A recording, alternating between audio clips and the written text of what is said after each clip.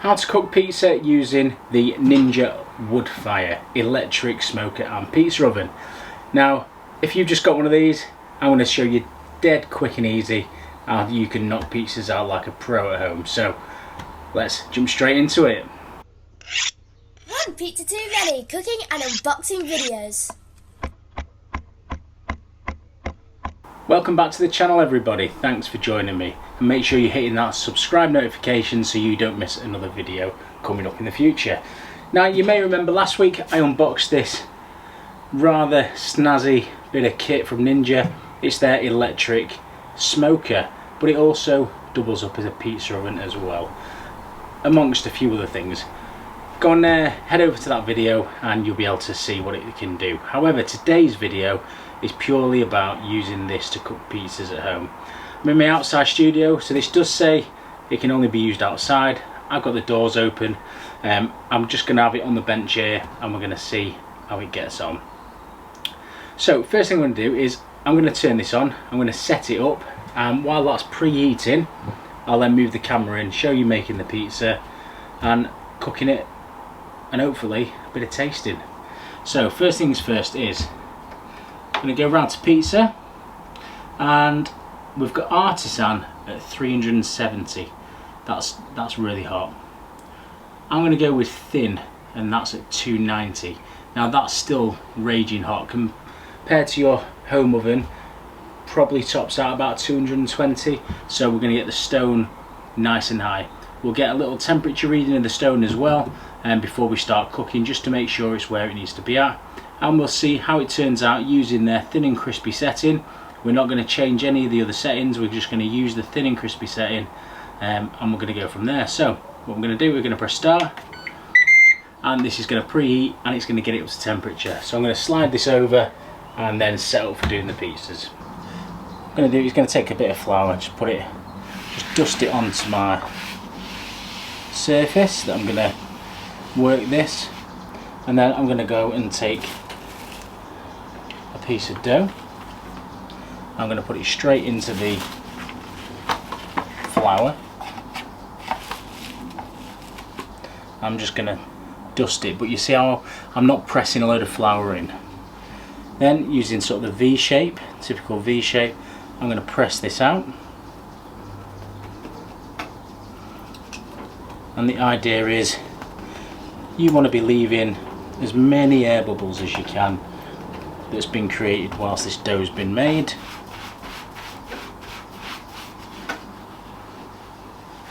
I'm going to go for about a 10-inch pizza. Just stretch it out.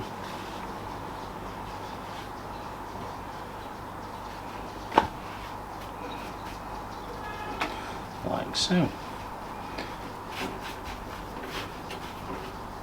So that's about 10-inch, because this ring on the board is 11-inch. So there we go. Next, we're going to go on with some tomato sauce. So this is tomatoes, salt, some basil, and a little bit of pepper. You can make yours out of whatever you want. You can use passata, you can use the shop bought, whatever you like. Don't let people put you off, because pizza snobbery, trust me, it does exist. Okay, then I'm going to go on with some mozzarella. So I've just got grated mozzarella from Aldi. This is nothing fancy. I'm just doing a basic margherita cheese and tomato. And one thing you'll notice when you're making pizzas like this, it's a lot different than making them in your own home oven. Little is better when it comes to topping. So that is all I'm going to do for the topping. Like that. Okay, then pizza peel. Now, if you've got your own, great. If you've not, you can use a baking tray to slide it in. So slide it onto a baking tray, or this particular one is off Amazon. I think it was about £14. I'll put a link to the video of me unboxing this in the little cards above. But yeah, not expensive, and if you can find one with the the perforated bits in it, so this is a perforated peel, you'll find that the pizza doesn't burn as much on the bottom or stick because the excess flour is going to fall through these holes. Right, so I'm going to switch the camera around so you can come around to the oven, and by that time it should have finished its preheat. Okay, so let's open the door. So the pizza stone's already in, and I'm just going to take a little reading. So we're actually at 270 on this. So what's this set at? 290. So a little bit less. Okay. Next, what we're going to do? We're going to get the pizza paddle. Okay. And you can either slide it under or you can drag it on like that. That gives you a chance just to rearrange your pizza a little bit, and then we're just going to shake the excess flour off. I'm going to open the door. I'm going to go in. I'm going to close the door.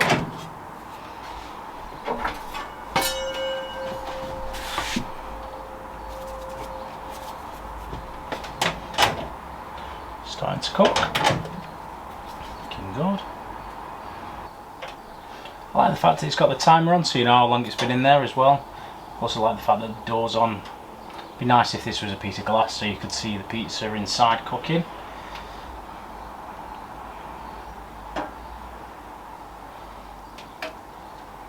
So the big question is, do we have to spin this pizza around, or will it cook evenly without having to move it? Oh, it's looking good. I don't think we're going to need to spin this around like a traditional pizza oven with the gas burners at the back. This is looking good. I reckon another 30 seconds on this and then we'll be ready to munch.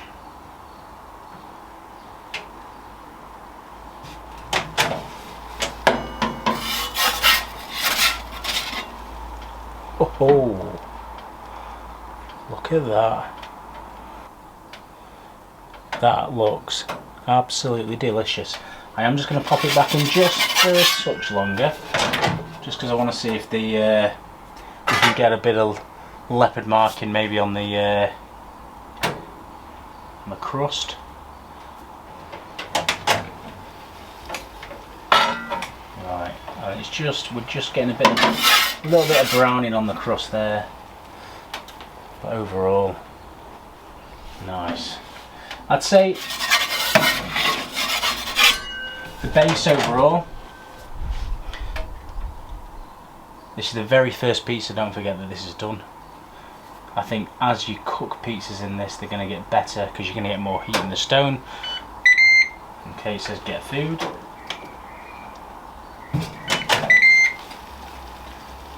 Yeah, the more you use this, the better this is going to get. Oh yes,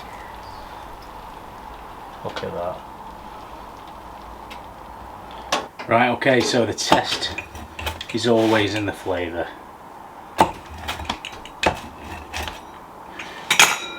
You know what?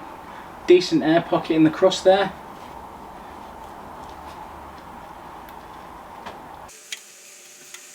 I'll tell you what, it's red hot. Red hot. Now, considering that took about 2.5 minutes, I think playing around with the temperatures, knock this up a little, maybe to 320, I would say, for these kind of pizzas. Give them a little burst of heat when they go in. I think upping the temperature will have a little effect. So I'm going to have a play around now tonight, and I'm going to try and find the perfect combo. So make sure you're heading over to Ninja Foodie World, because I'll be putting all the details on there as well, the Facebook page that I run. And obviously say hi in the comments. Have you got one of these? What's your favourite go-to pizza in your Ninja electric pizza oven? And obviously, what is your go-to favourite pizza anyway? Never mind in this. And do you own an Uni? In particular an Uni Volt, their electric pizza oven? I'll be really interested to hear from you as well what you think, because I think this is quite a contender against the Uni Volt for a few reasons. Similar size pizzas, it's electric. However, the price point of this when it's on offer is about a third of the price of the Univolt, and it can do a lot more. Yeah, you can use it as a smoker as well. Univolt you can't. So let me know in the comments what you think, and obviously make sure you're hitting that subscribe notifications bell so you don't miss any more content that I'm pushing out. So until next time, thanks for watching everyone, and I'll see you again very soon. One pizza too many.